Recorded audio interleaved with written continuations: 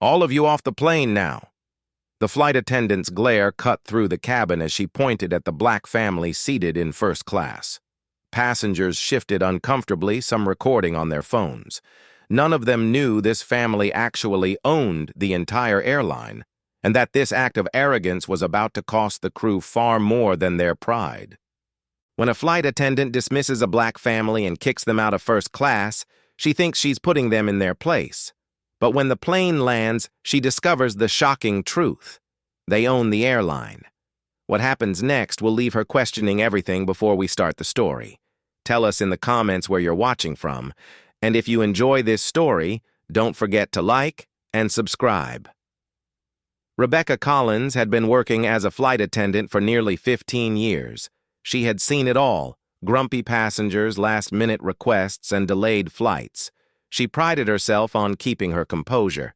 No matter how hectic the day, got her reputation in the airline industry was one of professionalism. Skylux Airlines, where she worked, had built its name on providing an exclusive high-end flying experience, the kind of service that made you feel like royalty even in the air. Rebecca was a key part of that experience. She knew exactly how to manage the expectations of the wealthy elite passengers who booked their first-class tickets, treating them like they were the only ones aboard. To Rebecca, this wasn't just a job, it was a lifestyle that evening as passengers began to board Flight 512 to Paris. Rebecca stood at the front, scanning the crowd with her usual air of authority. Her eyes lingered on each passenger as they approached the gate. She was already thinking about who would need extra attention, who might complain about the food, and who could potentially make her job harder. As she glanced over the crowd, her eyes fell upon a family that caught her attention. James and Camille Johnson, along with their 2 young children, stood confidently in line. They weren't flashy, but there was something about them that made Rebecca take notice.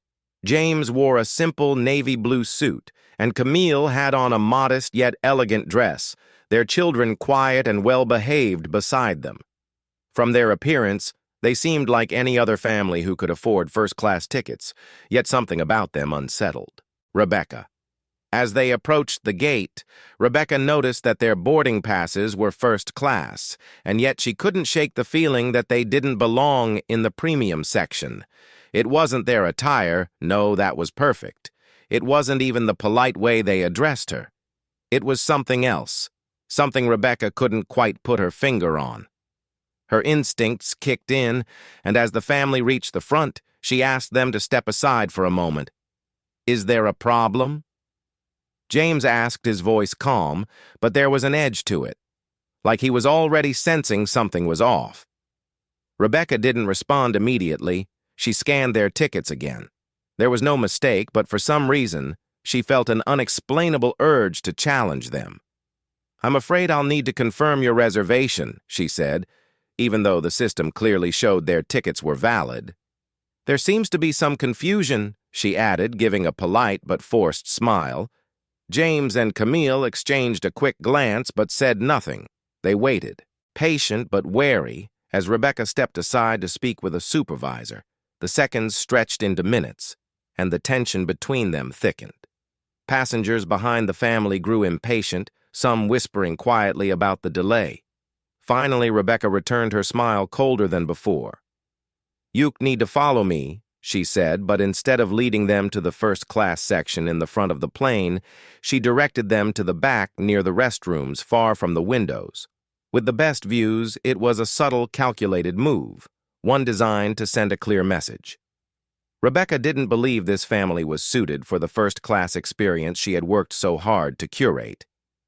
James remained silent. Camille held her children's hands, not reacting to the change in seating, though the unease was evident in her eyes. She had seen this kind of treatment before, but tonight it wasn't about making a scene. It was about making it through this flight and getting to Paris. They settled into their seats, the flight began, and the plane climbed into the sky. Rebecca continued her rounds, greeting passengers, offering drinks, and attending to their every need. But something in the back of her mind gnawed at her. There was something about this family, something about their presence that didn't sit right with her. She couldn't quite understand it, but she knew she needed to keep an eye on them. As the flight progressed, Rebecca found herself glancing toward the Johnson family more often than she intended. They were seated quietly. James reading a book, Camille helping one of the children color in a travel activity book. The younger child had fallen asleep leaning on her mother's arm. There was nothing unusual about them, no loud voices, no unreasonable demands. If anything, they seemed more composed than many of the other first-class passengers Rebecca had served in the past. Yet she couldn't stop the nagging sense of irritation bubbling under the surface. Rebecca returned to the galley where her co-worker Melissa was preparing drinks. Melissa was newer to the airline, still learning the ropes, but eager to please everything. "Okay out there?" Melissa asked as she placed a tray of champagne flutes on the counter. Rebecca hesitated for a moment, then decided to confide in her. "You saw that family in the last row of first class, right?" she asked. Lowering her voice, Melissa glanced toward the section and nodded. "Yeah, they seem nice." "What about them?" Rebecca leaned in, her tone sharper now. "Doesn't it feel off? I mean, first class isn't cheap and they're just, well, you know." She didn't finish her sentence, but her implication was clear. Melissa frowned slightly, unsure how to respond.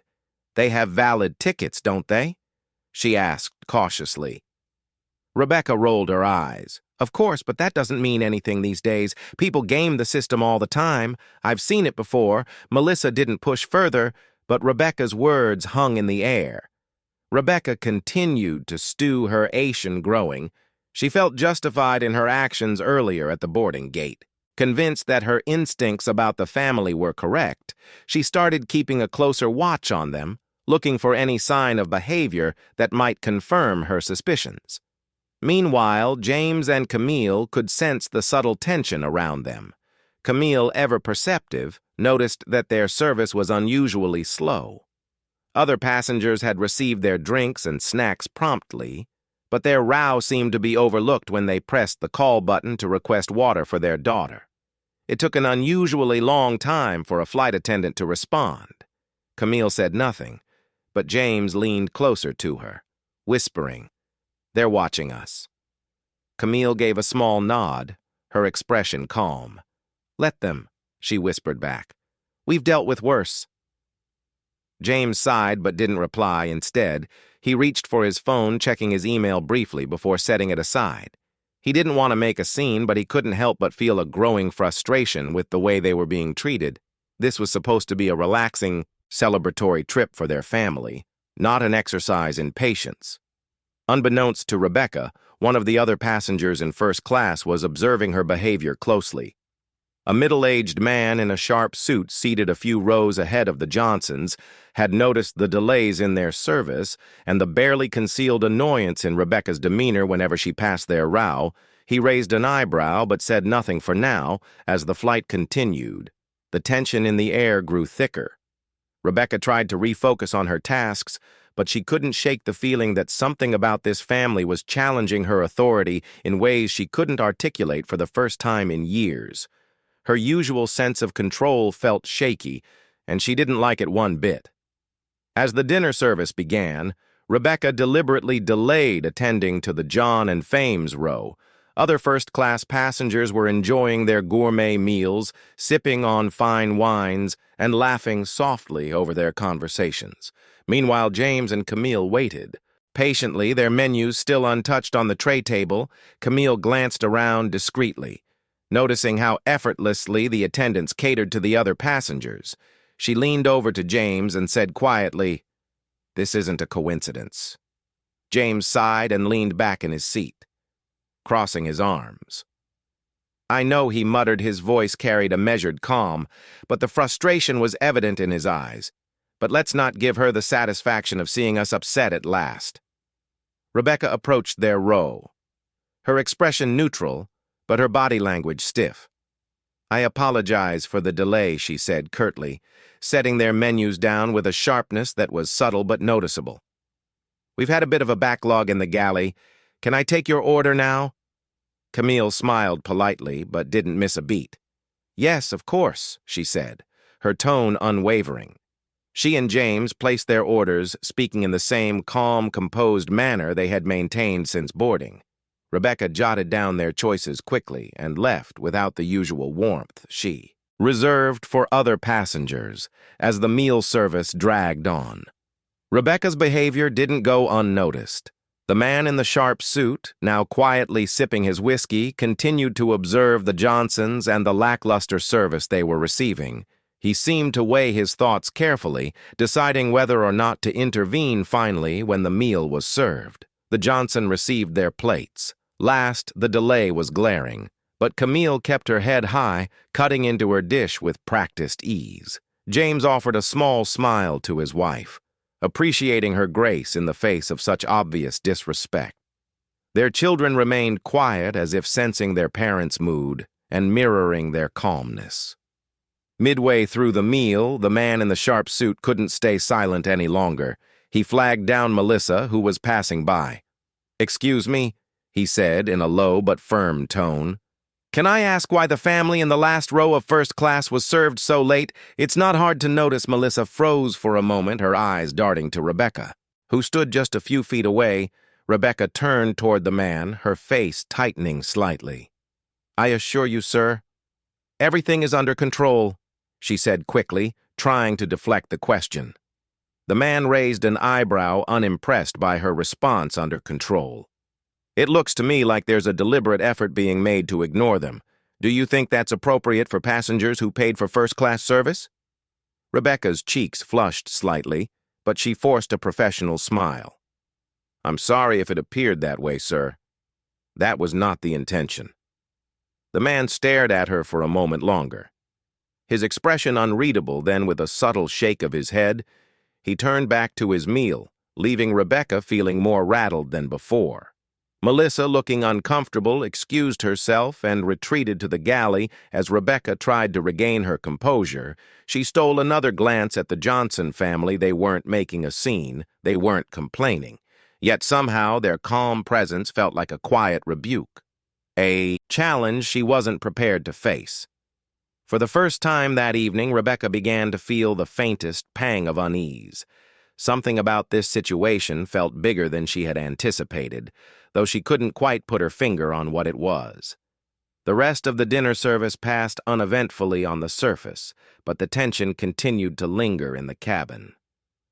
Rebecca tried to focus on her duties, moving quickly between the rows, but her thoughts kept drifting back to the man's pointed comment and the Johnson family's unwavering composure. Every interaction with them, no matter how routine, seemed to unsettle her more. They weren't confrontational, but their silence spoke volumes. Meanwhile, James exchanged a glance with Camille, silently acknowledging the growing unease in the cabin. Camille, ever the steadying presence, leaned in and whispered, "We've had handled worse. Remember? Let's just enjoy what we can." Her hand lightly brushed his arm, a small gesture of reassurance.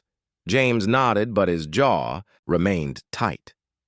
Rebecca, standing near the galley, overheard snippets of the passengers' murmurs, though no one openly criticized her.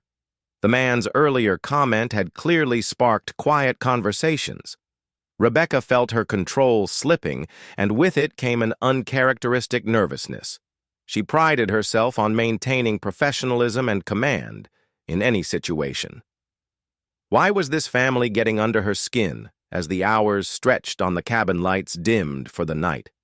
Passengers began settling into their seats, some dozing off. While others watched in flight movies, the Johnson children had fallen asleep, their small heads resting on their parents' shoulders. James and Camille, however, remained alert, their quiet conversation punctuated by occasional glances toward the flight attendants in the galley. Rebecca couldn't keep her frustrations bottled up any longer. She turned to Melissa and muttered, "I don't understand why they're acting so entitled. It's not like they're royalty." Her voice was low, but the bitterness was unmistakable. Melissa, visibly uncomfortable, hesitated before replying. "I don't think they're acting entitled," she said carefully. "They're just normal passengers. Maybe we should just treat them like everyone else." Rebecca shot her a sharp look. "You don't understand. I've been in this business long enough to know when something doesn't feel right." She didn't elaborate, but the words hung in the air. Melissa opened her mouth to respond, but thought better of it. Retreating back to the cabin instead, unbeknownst to Rebecca, James had quietly risen from his seat and made his way to the front of the plane, speaking briefly with the captain's assistant. His calm demeanor hadn't wavered, but there was a quiet intensity in his request. The assistant nodded and escorted James to the cockpit, where he had a brief and private conversation with the captain. When James returned to his seat, Camille raised an eyebrow but didn't ask. She trusted her husband's judgment and knew that whatever he had planned would be handled with the same quiet dignity they had shown all evening. Rebecca, still oblivious to the conversation in the cockpit, continued her rounds. The other passengers in first class appeared relaxed, but there was a growing sense of awareness among them. Some were beginning to notice the subtle dynamics at play, the way Rebecca seemed to bristle whenever she approached. The Johnsons' whispers grew louder, though no one confronted her directly. As the plane sailed through the night sky, the cracks in Rebecca's carefully maintained facade began to show. She couldn't shake the feeling that she had underestimated this family, but she couldn't figure out why the question gnawed at her, pulling her focus away from her duties. And while she busied herself trying to maintain control of the situation, the Johnson remained calm, quietly observing the events unfolding around them.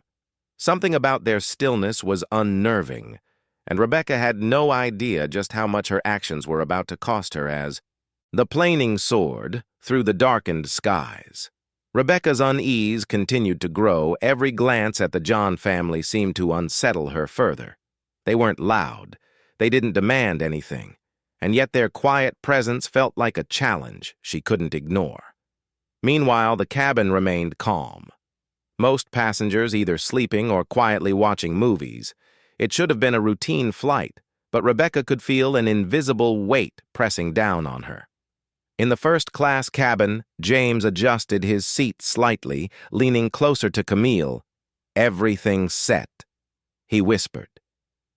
Camille looked at him, her expression unreadable before giving him a small nod. She glanced at their children still fast asleep, then back at her husband. "Are you sure this is necessary?" she asked softly. James gave a faint smile, the kind that carried both reassurance and resolve. "It's not about us anymore," he said. "It's about everyone who might go through this." Camille held his gaze for a moment before leaning back into her seat, her hand resting protectively on her daughter's. Meanwhile, in the galley, Rebecca found herself unable to shake a nagging sense of something she couldn't quite name. She had always trusted her instincts, and tonight was no different. But instead of clarity, her thoughts were clouded by frustration and confusion. Why did this family, who had done nothing outwardly wrong, bother her so much? She convinced herself it was simply because they were challenging her authority in subtle ways. The man's calmness, the woman's quiet grace. It all felt like an affront, though she couldn't explain why. As Rebecca filled out a routine report near the galley, the same passenger in the sharp suit, the one who had confronted her earlier, approached her. He held his glass of whiskey loosely in his hand, his expression sharp but calm. "Excuse me, miss," he said, his voice low enough not to disturb the sleeping passengers. Rebecca looked up already, bracing for another comment. "Yes, sir, is there something I can assist you with?" The man tilted his head slightly, studying her. "You've worked for Skylux a long time, haven't you?" "Yes, I have," Rebecca replied, keeping her tone professional. "But Kurt, 15 years. Why do you ask?" The man smiled faintly, though it didn't reach his eyes. "Impressive," he said. "Then you must know how important customer experience is to this airline. I assume the Johnson family in the back row paid the same premium price as the rest of us. Wouldn't you agree they deserve the same service?" Rebecca's mouth tightened. She hated the way his words cut straight to the point. "Of course, sir," she said, forcing a polite tone. "All passengers are treated with equal care." "Are they?"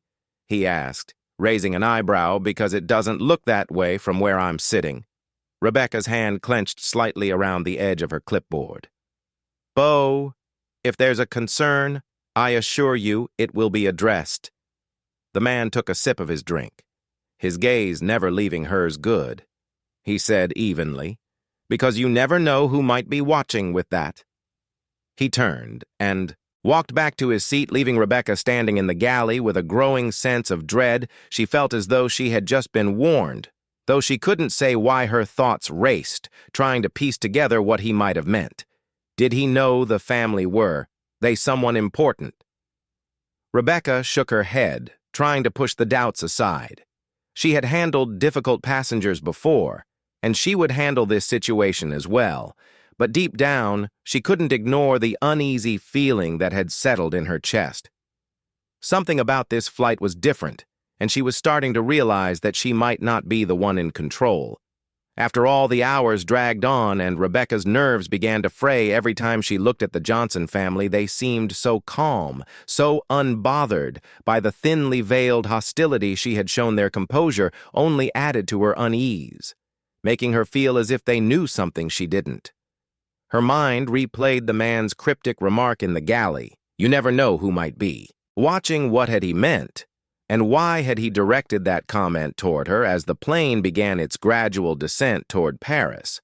Rebecca tried to focus on the tasks at hand, collecting trash, assisting passengers preparing for landing, and ensuring the cabin was secure. But no matter how hard she tried to distract herself, her gaze kept drifting to the last row of first class.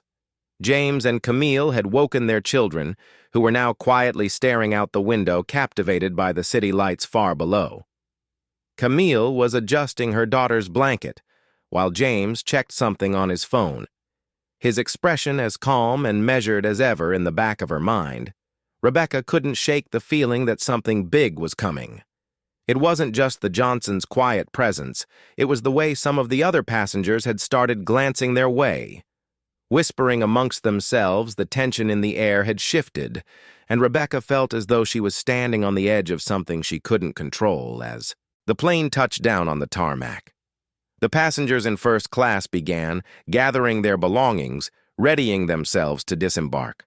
Rebecca noticed James slip his phone into his pocket before exchanging a quick glance with Camille. The look between them was subtle but deliberate, as if they had silently agreed on their next steps. Rebecca busied herself ensuring that the other passengers were ready to leave, but her ears remained attuned to any sign of movement from the Johnson family. Finally, the moment came as the cabin doors opened. Rebecca moved toward the exit to bid farewell to the first-class passengers, her professional smile firmly in place. The passengers began filing out, thanking her and the rest of the crew for their service.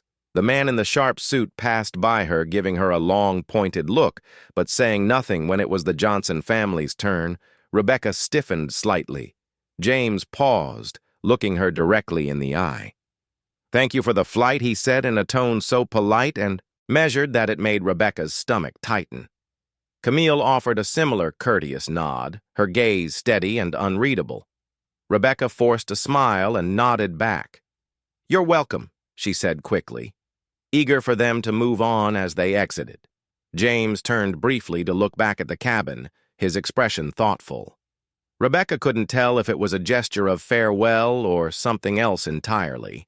It left her feeling strangely exposed, as though the thin layer of control she had tried to maintain throughout the flight had been quietly stripped away. Moments after the last first-class passenger left, one of the flight attendants approached Rebecca with a puzzled expression. "The captain wants to see you in the cockpit," she said. Her voice hushed. Rebecca's heart skipped a beat. "Now what for?" she asked, trying to sound composed. "I don't know," the attendant replied, shrugging, but he said it was urgent. Rebecca felt a jolt of panic, but quickly smoothed her expression. She adjusted her uniform, took a deep breath, and headed toward the cockpit. She told herself it was probably a routine matter, something minor that could be resolved quickly.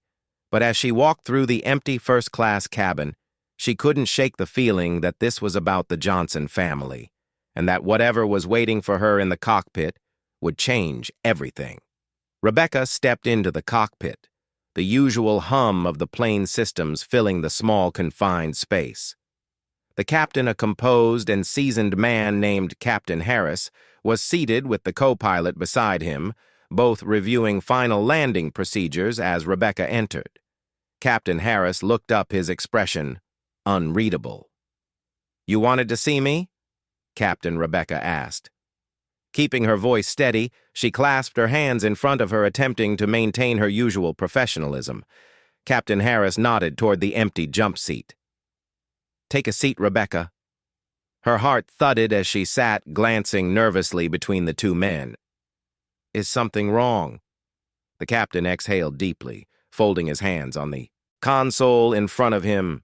"Rebecca, we've received a message from corporate." He began, his voice calm but firm. "It concerns the passengers in row 1G and 1H.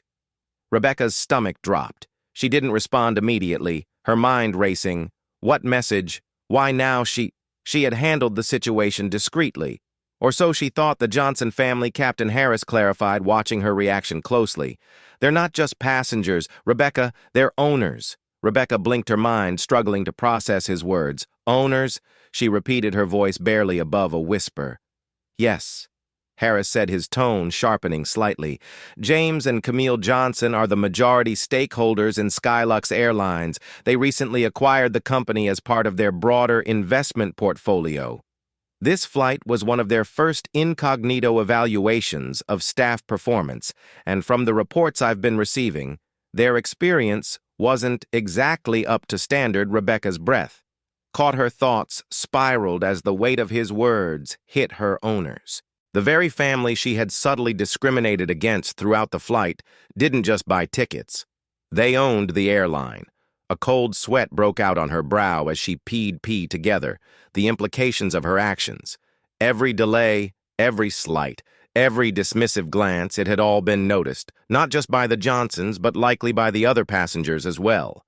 Captain Rebecca started, her voice shaky. "I wasn't aware that's the problem." Harris interrupted, his tone cutting. "You weren't aware because you didn't bother to treat them with the same respect you showed other passengers, and now I'm afraid this situation is out of my hands. The Johnsons have requested a meeting with you before leaving the airport." Rebecca's hands gripped the armrests of the seat, her knuckles white. "A meeting?" she asked, her voice cracking. "Captain, surely it's not up for debate," Harris said firmly. "This is a corporate directive. I'd suggest you prepare yourself to explain your behavior." Rebecca sat frozen, her mind reeling. A meeting with the owners. People she had disrespected, judged, and dismissed without a second thought. The very foundation of her confidence, her authority, felt like it was crumbling beneath her. She opened her mouth to protest, but quickly realized there was no point. She wasn't in control anymore.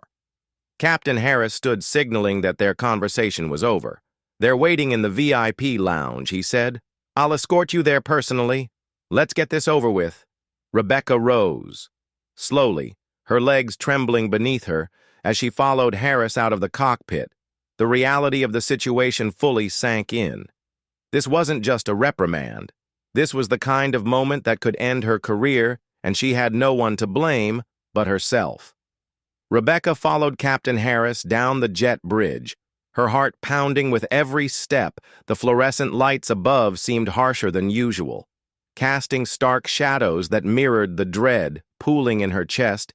She struggled to retain her composure, but the whispers of the cabin crew, who had clearly caught wind of the situation, only deepened her discomfort. As they approached the VIP lounge, the glass door slid open with a soft hiss.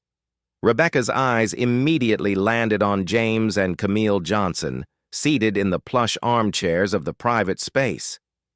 James was relaxed, his legs crossed, one arm draped casually over the chair.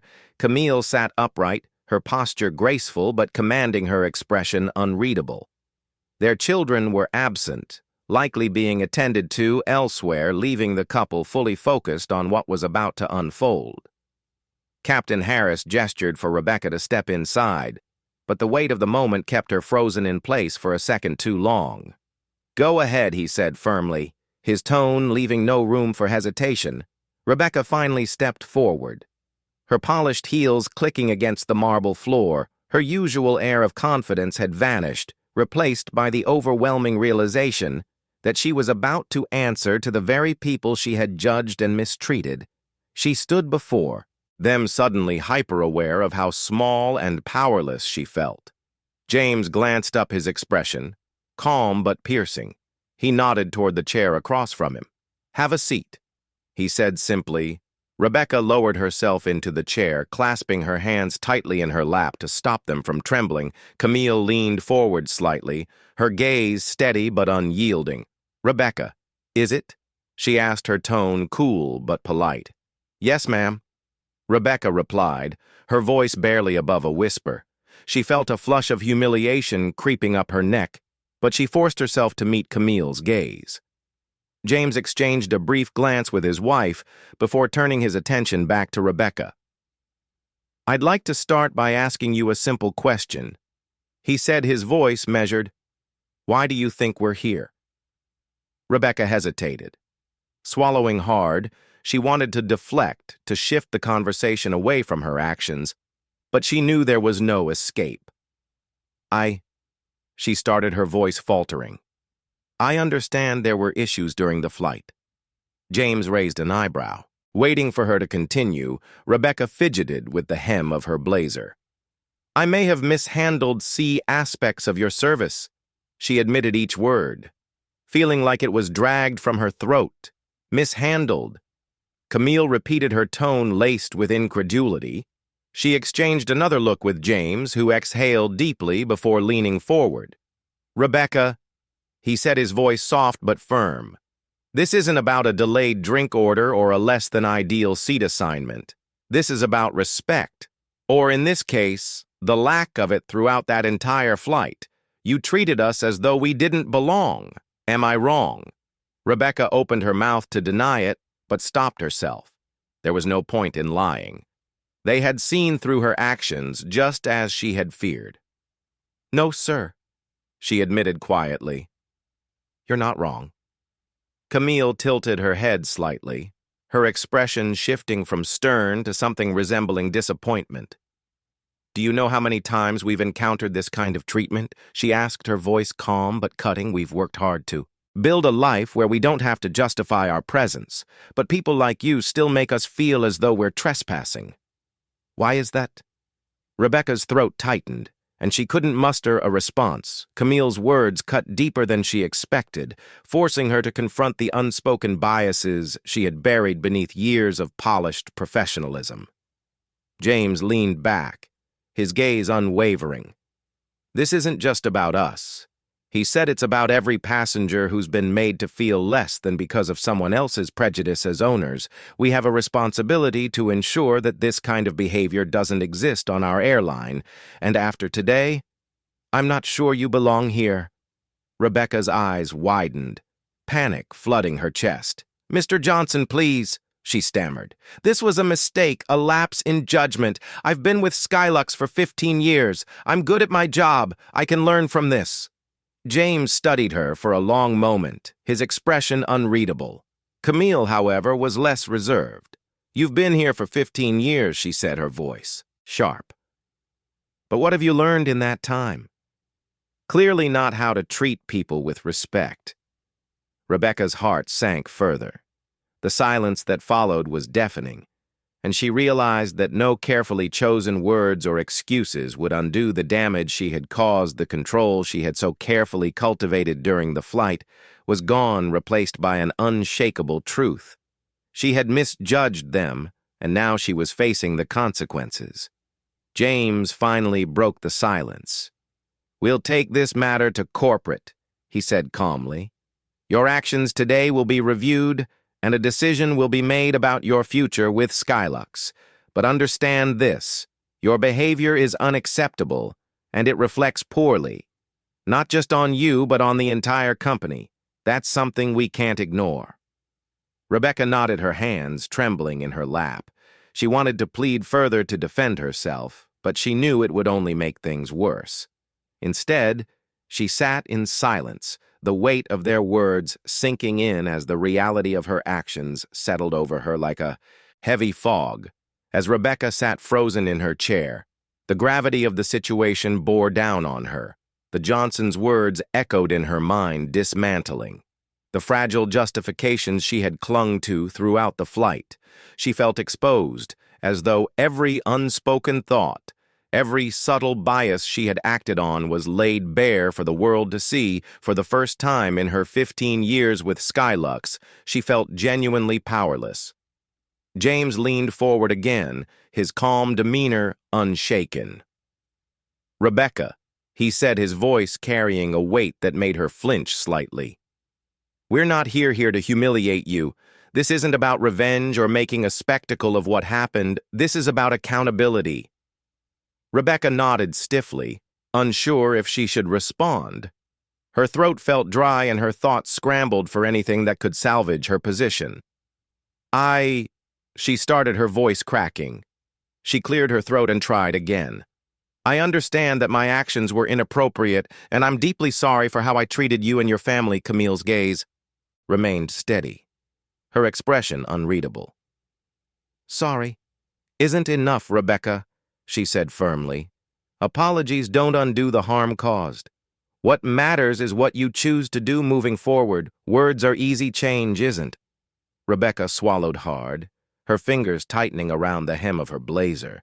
She wanted to protest, to insist that she wasn't the person they thought she was, but deep down she knew there was truth in Camille's words. She had let her biases dictate her actions, and now she was paying the price. James leaned back slightly, his tone softening but still firm. "Here's what's going to happen. Camille and I will be reporting this incident to corporate, and they will decide the next steps. Whether or not you stay with this airline is out of our hands, but know this: your behavior tonight has set a standard we can't ignore." Rebecca nodded mutely, feeling a hollow ache in her chest. She had spent her career climbing the ranks, priding herself on her professionalism, only to have it unravel in a single flight. Her silence stretched on, but the Johnsons didn't fill it. They simply waited, their calm, composed presence amplifying the weight of her guilt. Finally, Camille stood adjusting her coat with a quiet elegance that only deepened Rebecca's shame. "We've said what we needed to," Camille said, her voice cool, but resolute. "What happens next is up to you. Rebecca, think carefully about how you carry this forward." James stood as well, extending his hand toward Rebecca. She hesitated for a moment before shaking it, his grip firm but measured good luck. He said simply, his tone devoid of malice but filled with finality.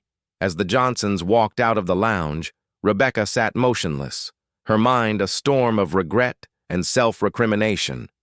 The echoes of their footsteps faded, leaving her alone with her thoughts and the cold, hard truth her actions had brought her to this point, and there was no one to blame but herself. Captain Harris re-entered the lounge a moment later, his expression a mixture of professionalism and pity. "Rebecca," he said evenly, "corporate will contact you in the morning. For now, I suggest you take the rest of the week to reflect on this." Rebecca nodded silently, rising to her feet as she left the lounge. The reality of the situation hit her with full force. Her career, her reputation. Everything she had worked for was now on the line, and it was all because she had let her prejudices dictate her actions. The pristine world she had built for herself suddenly felt fragile, teetering on the edge of collapse. Rebecca walked through the bustling airport terminal, her steps heavy and unsteady. The usual buzz of travelers' families, reuniting professionals rushing to their gates announcements echoing overhead, felt distant like static noise in the background of her thoughts. Her mind replayed the Johnsons' words over and over, each one cutting deeper than the last. The weight of their calm, deliberate confrontation felt heavier than any shouting match could have. She reached the employee parking lot and climbed into her car, gripping the steering wheel as if it were the only thing keeping her anchored for a moment. She just sat there staring blankly at the dashboard, her thoughts a chaotic mess. The Johnsons' faces calm, composed, yet filled with quiet disappointment floated in her mind. She wanted to be angry, to blame them for her predicament, but she couldn't. She knew that every choice she had made during that flight had led to this. The drive home was a blur. The city lights streaming past her. Windows like faint streaks, she barely registered the turn, her body moving on autopilot, while her mind spiraled deeper into self-reflection. It wasn't just about this one incident. She realized there had been other moments, smaller ones she had brushed aside or justified, where her actions might have been influenced by biases she had refused to acknowledge. The Johnson had simply been the first to call her out on it so openly, forcing her to confront what she had ignored for years when she finally pulled into her driveway. The house felt colder and ire than usual. Rebecca sat in her car for a long moment, unable to bring herself to go inside. She knew that the quiet of her home would only amplify the storm in her head. Eventually, she gathered herself and walked inside, her heels clicking. Softly on the hardwood floor, she dropped her bag by the door and collapsed onto the couch, staring at the ceiling as the reality of her situation settled over her.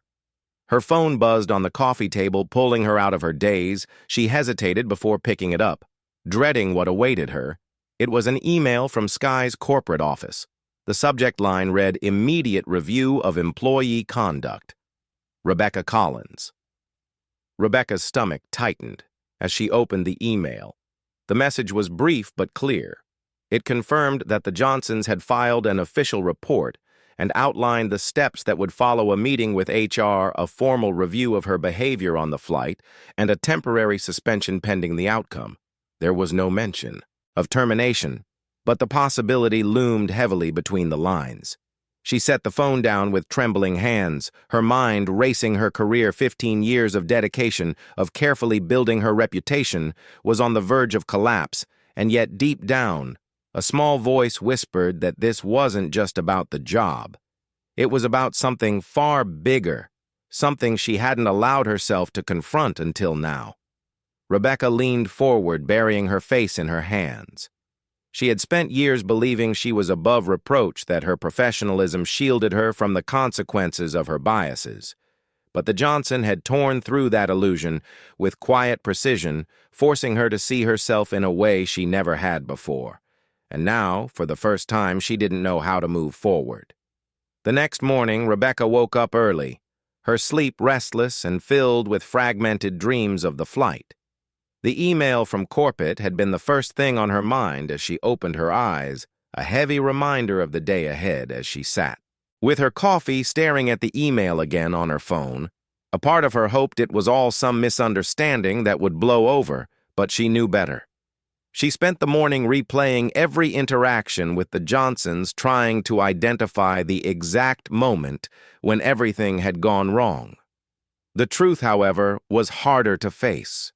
It wasn't just one moment. It was a series of choices, subtle and calculated, born from prejudices she had refused to acknowledge. She had never seen herself as someone who discriminated, but her actions spoke louder than her intentions ever could as the hours passed. The fear of losing her job began to mix with something deeper: shame. Rebecca wasn't just afraid of the consequences. She was beginning to realize how deeply her behavior had betrayed the value she thought she upheld. She remembered Camille's sharp words from the lounge. "What have you learned in 15 years?" The question haunted her, a reminder that her professionalism had been a hollow facade when the time came for her meeting with HR. Rebecca dressed carefully, choosing an outfit that projected competence and seriousness. As she drove to the Skylux headquarters, the city seemed unusually cold and gray, mirroring the dread settling in her chest. The journey felt endless, and by the time she arrived, she was almost numb. The receptionist at corporate directed her to a small conference room where a representative from HR and a senior manager from the airline were waiting. Rebecca's heart raced as she entered the room, but she forced herself to maintain a neutral expression. The manager, a no-nonsense woman named Evelyn Moore, gestured for Rebecca to sit. "We're here to address the incident on Flight 512. Evelyn began, her tone profess but firm. "The Johnsons." As majority stakeholders have filed a formal complaint regarding your conduct, they've detailed specific concerns about how you handled their service. Rebecca nodded, her throat dry. She wanted to speak to defend herself, but Evelyn held up a hand to stop her. Give you an opportunity to respond," Evelyn continued. "But first I want to be clear. This is not a minor issue. The Johnsons' complaint isn't just about poor service. It's about behavior that reflects systemic bias. That's something we take very seriously at Sky Luke's. The HR representative, a younger man who seemed more uncomfortable than angry, nodded in agreement. This isn't just about the Johnson as individuals. He added, they've highlighted concerns about how this could impact the company's reputation and culture. Rebecca swallowed hard, feeling the weight of their words. This wasn't just about her anymore. Her actions had cast a shadow over the entire airline, a brand built on the promise of luxury and inclusivity. When Evelyn gestured for Rebecca to speak, she took a deep breath, trying to steady her voice. "I understand the seriousness of the situation," she began carefully, "and I take full responsibility for my actions on that flight. I didn't treat Mr. and Mrs. Johnson with the respect they deserved. I allowed my own assumptions to affect my behavior." Her admission hung in the air, and for a moment the room was silent. Rebecca felt a flicker of hope that her honesty might count for something, but Evelyn's expression didn't soften. "What assumptions are you referring to?" Evelyn asked, pointedly leaning forward slightly. Rebecca hesitated. She knew the answer, but saying it out loud felt like stepping into a void. "I assumed they didn't belong in first class," she admitted quietly, her voice almost breaking. "I let that assumption influence how I treated them." Evelyn's gaze didn't waver. "Do you understand why that's unacceptable, not just on a personal level, but as a representative of this company?" "Yes," Rebecca said quickly. "I do, and I'm truly sorry. I know an apology doesn't erase what I did, but I'm committed to learning from this and making changes." The HR representative scribbled notes on a clipboard, while Evelyn exchanged a glance with him. Rebecca's heart sank further. She could tell that her words, while sincere, might not be enough to undo the damage. Evelyn leaned back, her expression still, stern. "Rebecca, your years of service with Skylux have been exemplary until now, but this incident is not something we can overlook. The Johnsons have every right to expect fair treatment, and their experience reflects poorly on the airline. This isn't just about you, it's about the culture we want to."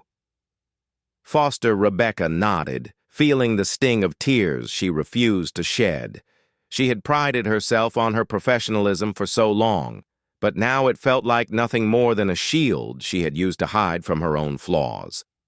"We will review this matter thoroughly before making a final decision," Evelyn continued for now.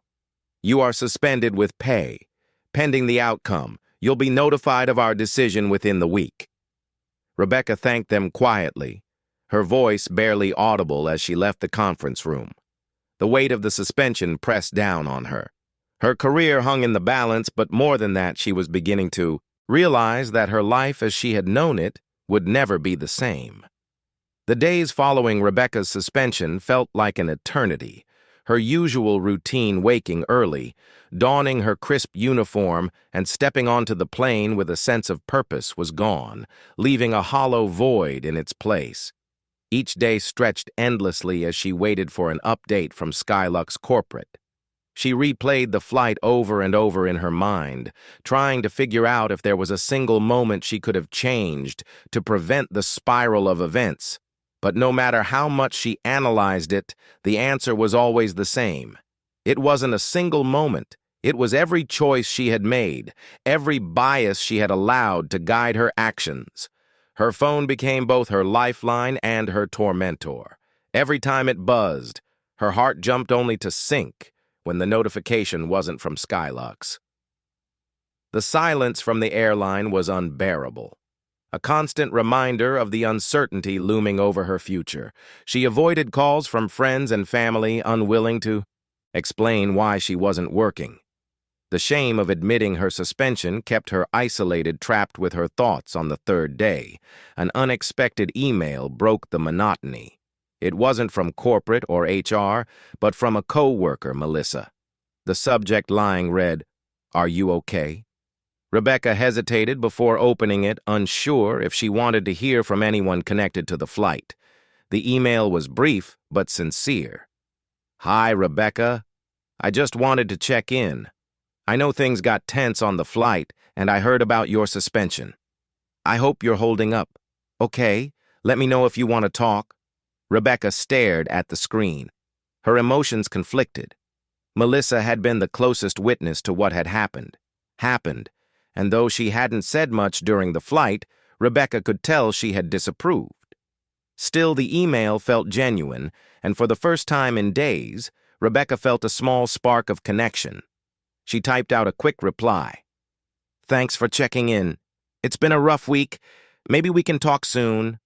She hit send and set the phone down, realizing how lonely she had felt. The walls of her apartment seemed to close in tighter, the weight of her suspension pressing heavier. With each passing moment that evening, Rebecca decided to leave her apartment. For the first time since her suspension, she needed airspace, something to distract her from the oppressive silence. She wandered aimlessly through the city, eventually finding herself in a quiet coffee shop tucked away from the main streets. She ordered a drink and chose a seat in the corner, hoping the noise of the cafe would drown out her thoughts as she sipped her coffee. Her mind drifted back to the Johnsons. She thought about their calm, unshakable composure and the quiet strength they had displayed throughout the flight. Camille's words, sharp yet measured, still echoed in her mind. "What have you learned in 15 years?" Rebecca had no answer then, and she wasn't sure she had one now. Her gaze fell on a group of young professionals seated nearby, their laughter and easy conversation, a stark contrast to her own turmoil. For a fleeting moment, she envied their carefree demeanor, but then one of their comments caught her attention. "I read about the Skylux thing," a woman said, leaning forward conspiratorially. The owners were on a flight and the crew totally screwed up. "Can you imagine?" Rebecca froze her coffee cup halfway to her lips. Another person chimed in. "Yeah, I saw something about it online. Apparently, the owners are this super successful black couple and the staff didn't know who they were. Pretty embarrassing for the airline." The woman shook her head, laughing softly. "Talk about karma. You can't treat people like that and expect it not to bite you." Rebecca felt her stomach twist. She hadn't realized how far the story had spread. Hearing it from strangers only made it more real, more inescapable. She set her cup down, her appetite for coffee gone, and stared at the table. Her thoughts churned. If people were already talking about the incident, what would happen if she lost her job? Would her name become part of the narrative? The idea of being publicly associated with this mistake sent a fresh wave of anxiety through her. Rebecca left the coffee shop in a daze, the conversation playing on repeat in her mind. She realized she wasn't just fighting for her career anymore. She was fighting to preserve the identity she had built for herself. And for the first time, she wondered if that identity was worth holding on to at all. The following morning, Rebecca awoke to an email from Skylux Corporate. Her breath hitched as she opened it, scanning the message quickly. The subject line read, "Decision regarding suspension. Rebecca Collins." Her stomach churned as she read the first few lines. "Dear Miss Collins, following a thorough review of the incident on Flight 512 and consultation with the airline's leadership team, including our stakeholders, we have reached a decision regarding your employment with Skylux Airlines." Her eyes skimmed down, heart pounding. Then the words struck her like a blow. "Your employment with Skylux Airlines will be terminated effective immediately." Rebecca reread the line several times as though the words might change if she stared at them long enough, but they didn't. The email continued detailing the reasons for the decision: violation of company policies regarding inclusivity, failure to uphold the airline standards, and the potential damage to its reputation. It ended with a curt note about her severance package and instructions for returning her uniform and credentials. She dropped the phone onto the table, her hands trembling. It was done. The career she had spent 15 years building was gone in an instant. She sat in stunned silence, the enormity of it washing over her. The fear of this moment had consumed her for days, but now that it had arrived, it didn't feel real. It felt like the ground beneath her had vanished, leaving her ended in a void. Her first instinct was to call someone, anyone, but she hesitated. Who would understand her?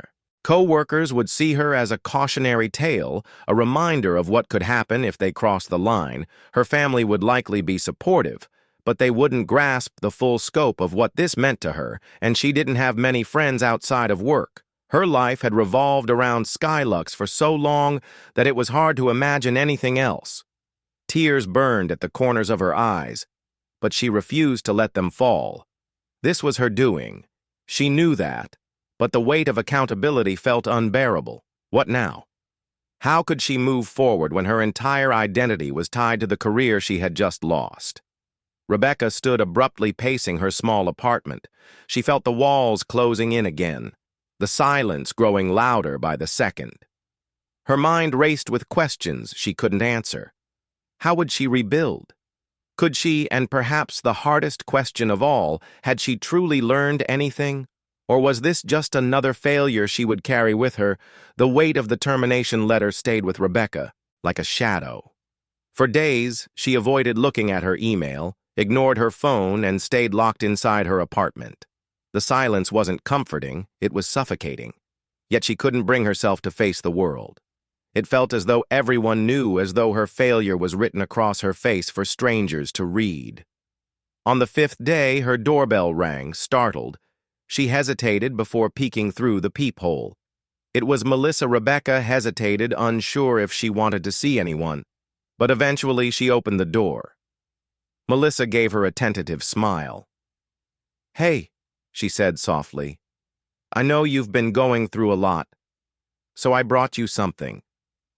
She held up a paper bag, the logo of a local bakery stamped on the side. "It's not much, but I figured you could use something sweet." Rebecca stepped aside, letting her in. "Thanks," she murmured, her voice horror from days of disuse. They sat at Rebecca's small kitchen table, the bakery bag between them. Melissa broke the silence. "I heard about the termination," she said gently. "I'm really sorry, Rebecca. I know this must be a lot to handle." Rebecca exhaled shakily, her hands fidgeting with the edge of the table. "It's not like I didn't see it coming," she said quietly. "I made my choices and now I'm paying for them." Melissa nodded, her expression compassionate. "I get that," she said. "But you're not the only one who's ever made a mistake. You're just in a situation where it was impossible to hide from the consequences." Rebecca looked up, her eyes searching Alyssa's face. "Do you think I'm a bad person?" she asked suddenly, her voice cracking because of what I did.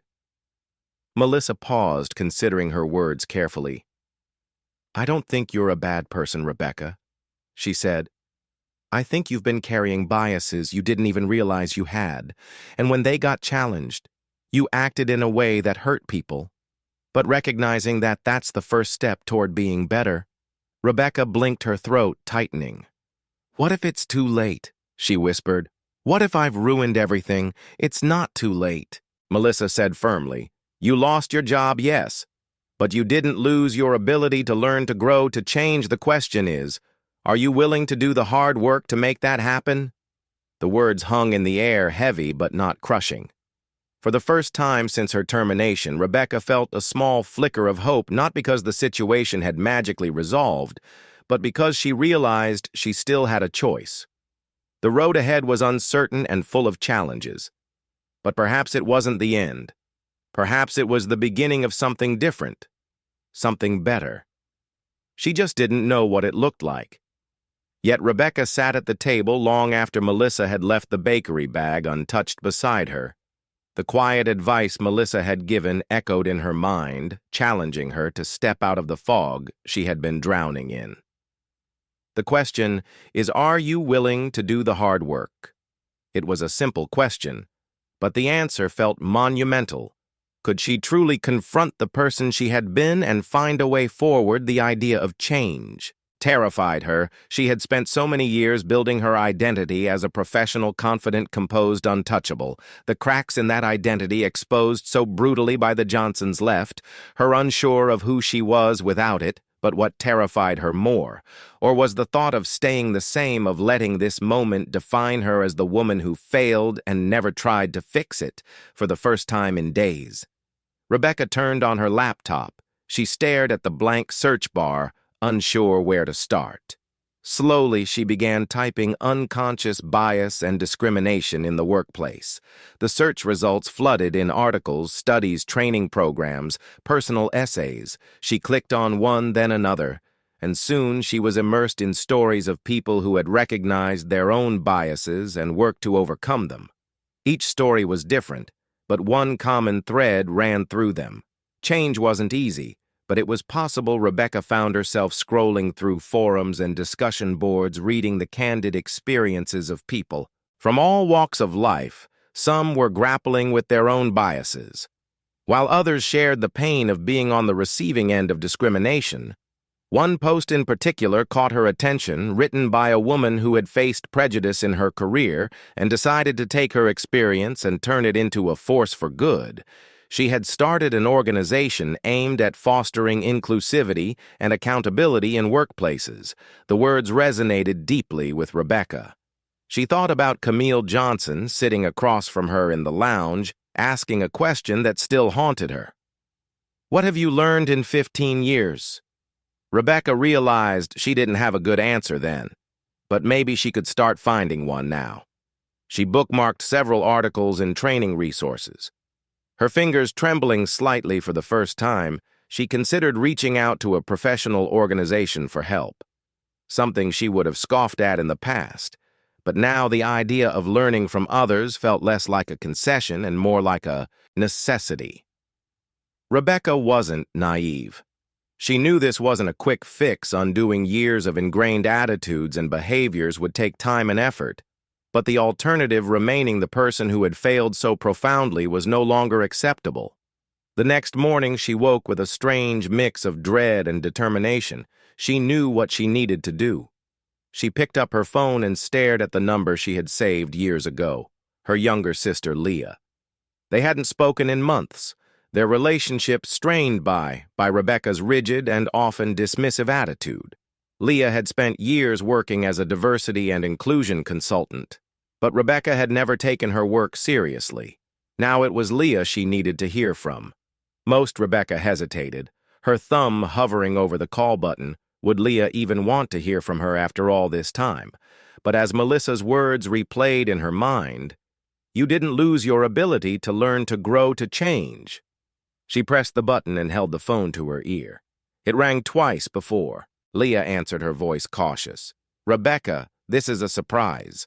Rebecca took a deep breath. "Hi, Leah, I know it's been a while. I need to talk to you if you're willing to listen." There was a pause, and Rebecca braced herself for rejection. But Leah's voice softened. "I'm listening." Rebecca didn't hold back for the first time. She let herself be vulnerable, admitting the mistakes she had made, the biases she hadn't acknowledged, and the consequences that had shattered her career. She didn't try to excuse herself or shift blame. She simply told the truth. When she finished, Leah was quiet for a moment. "Rebecca," she said, "finally, it takes courage to admit what you just did. Most people don't even get to that point, but you need to understand. Understand that this isn't about fixing one moment. It's about unlearning years of behavior and committing to real change. That's a long road." "I know," Rebecca said, her voice steady but raw, "but I don't want to be the person I was. I don't want to keep making the same mistakes." Leah sighed, and Rebecca could almost hear the shift in her tone, the cautious hope. "If you're serious about this, I can help, but it's going to take work. Are you ready for that?" Rebecca's chest tightened, but for the first time, it wasn't fear. It was something closer to resolve. "I'm ready," she said. And for the first time in weeks, she believed it. Leah began outlining steps. Rebecca could take resources to explore courses to enroll in and conversations to have with herself and others. Rebecca listened intently, jotting down notes, already envisioning a different version of herself. One that wasn't defined by mistakes, but by the effort to correct them. It wasn't redemption yet, but it was a start. Months passed, and Rebecca's life looked completely different. The woman who had once stood so firmly in her self-assured authority was now navigating a world of self-discovery, accountability, and growth. It wasn't easy, far from it. Every step along the way forced her to confront parts of herself she had spent years ignoring, but with Leah's guidance and a determination she hadn't known she possessed, Rebecca began the hard work of rebuilding herself. She started small, taking an online course on unconscious bias and how it manifests in professional environments. At first, the lessons stung, holding a mirror to the attitudes and assumptions she had carried for years. But instead of retreating, Rebecca leaned in. She read articles, attended web ARs, and even joined a local discussion group that focused on creating inclusive communities. For the first time, she was listening to voices she had once dismissed, and their stories shifted her perspective in ways she hadn't anticipated one day. As she was flipping through her notes from a seminar, Rebecca came across the contact information for a nonprofit organization that focused on workplace equity. She hesitated before dialing the number, unsure of what she could offer. But when the director picked up, Rebecca explained her situation. Honestly, her years in the airline industry, the mistakes she had made, and her desire to contribute to meaningful change to her surprised the director was open and encouraging. People who are willing to own their mistakes and learn from them are exactly the kind of allies we need. They said, "Why don't you come by next week? Let's talk." That meeting marked the beginning of Rebecca's second chapter. She started volunteering with the nonprofit, using her experience in the airline industry to help develop training programs for businesses. Her role was small at first, but as she grew more confident, she took on larger responsibilities, speaking at workshops, mentoring younger professionals, and even helping to draft policies aimed at promoting equity in the workplace. The transformation wasn't just professional. Rebecca reached out to people she had distanced herself from over the years, including Melissa.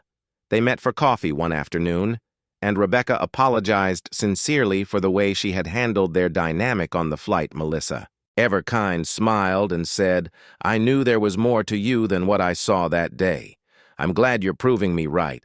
Even the Johnsons stayed in her thoughts, their calm strength serving as a silent guide for how she approached her new life. One day, Rebecca wrote them a letter. She wasn't sure if they would ever read it, but she felt compelled to put her gratitude and apology into words. In the letter, she thanked them for forcing her to confront the parts of herself she had ignored for too long. "Your actions changed my life," she wrote, "not just by holding me accountable, but by showing me that it's never too late to do better." As Rebecca mailed the letter, she felt a quiet sense of closure. She didn't know if the Johnson would respond, but she no longer needed them. To the act of writing, the letter was enough a final step in taking responsibility and moving forward. Years later, Rebecca stood in front of a packed room at a workplace equity seminar. She was no longer the flight attendant who had let her biases dictate her actions. She was someone new, someone who had taken her failure and turned it into a foundation for growth. As she shared her story with the audience, she noticed the way they listened, not with judgment, but with hope. And as the seminar ended, Rebecca looked out over the room, realizing she had finally found her answer to Camille Johnson's question. What had she learned in 15 years more than she ever imagined? And it was only the beginning. If you enjoyed this story, make sure to give it a like and share your thoughts in the comments below. Don't forget to subscribe to the channel for more stories like this.